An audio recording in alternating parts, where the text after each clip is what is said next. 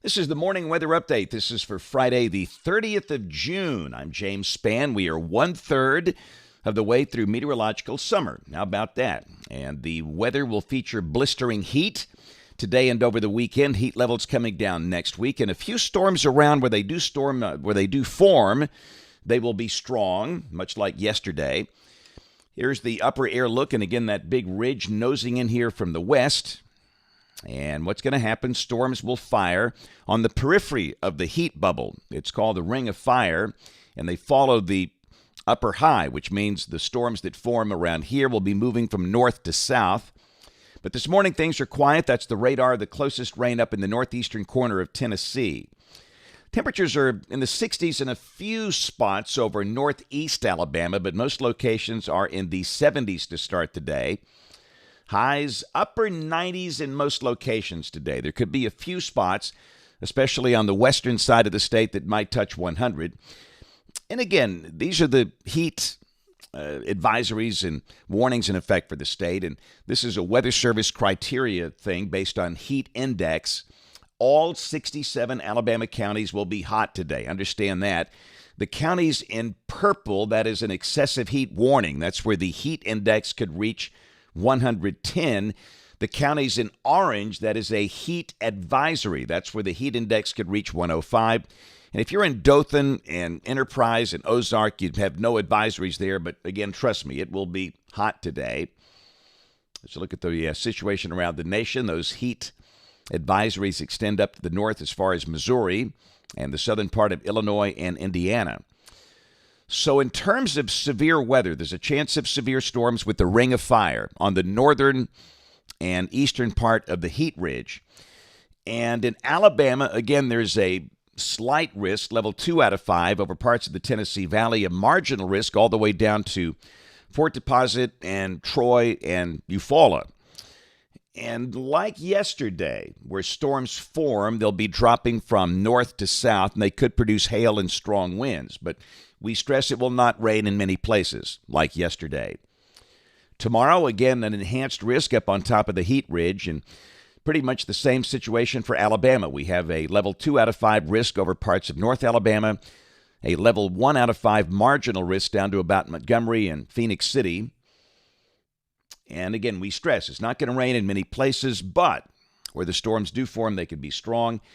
And day 3, which is Sunday, the core risk north of Alabama, marginal risk kind of clipping the Alabama-Tennessee state line.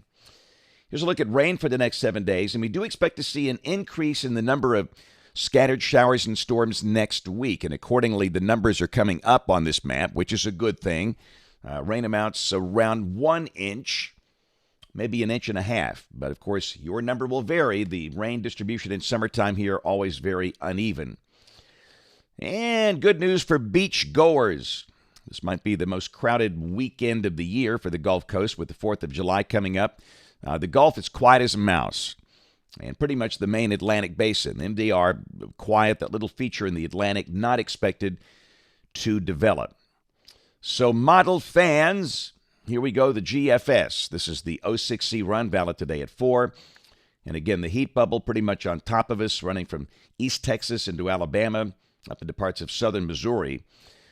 And let me just say, this is a synoptic scale model. Let's go to the high-resolution convection allowing model here. This is the HRR, HRRR, high-resolution rapid refresh. 6 o'clock this evening, showing nothing. You know what? Yesterday, it looked just like this, but at 6 o'clock, we wound up having a big, massive storms dropping into the Tennessee Valley from the north with hail and strong winds.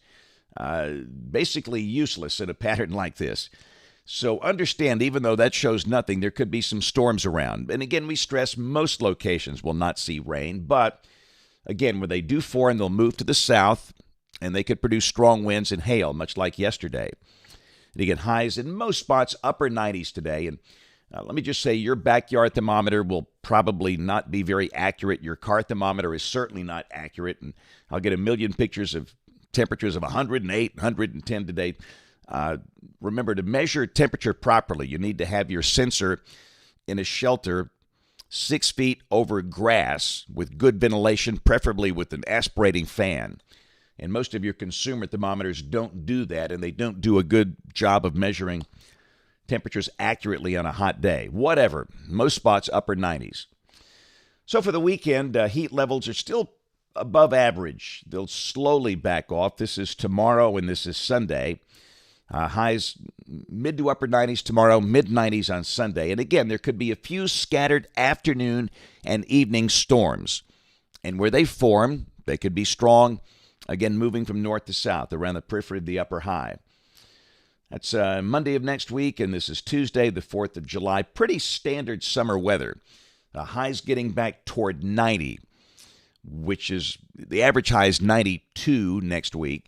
And again, random scattered afternoon storms, probably increasing in number. This is Wednesday and Thursday.